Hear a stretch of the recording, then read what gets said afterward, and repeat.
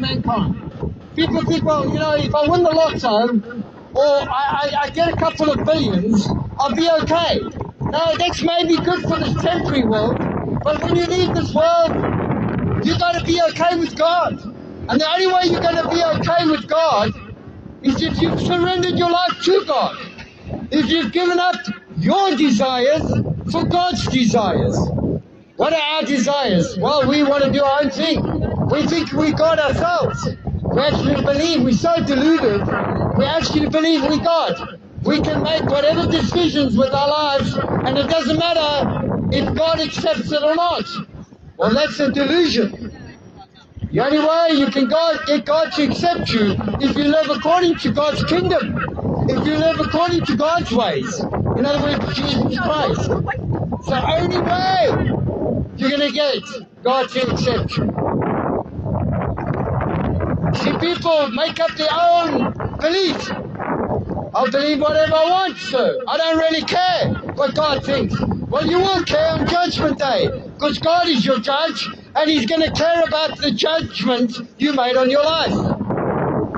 And if you fail to make the correct judgment according to God, you're going to be in trouble.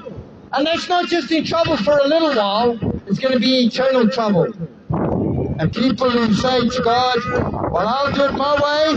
Like old Frank Sinatra, he said, I'll do it my way. Well, if Frank Sinatra did it Jesus' way, he's okay.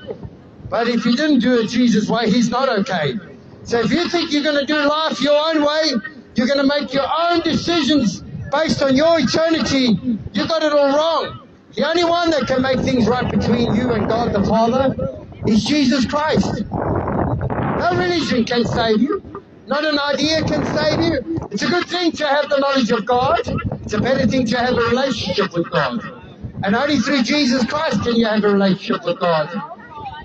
You see, ladies and gentlemen, doesn't matter what you think, if you go against God, you go against everything that will help you in this life. God came to help us. He came to save us first. Save us from our own evil hearts, our wicked hearts. We are wicked. We are wicked sinners, and we need the goodness of God. We need the power of the Holy Spirit working in our lives.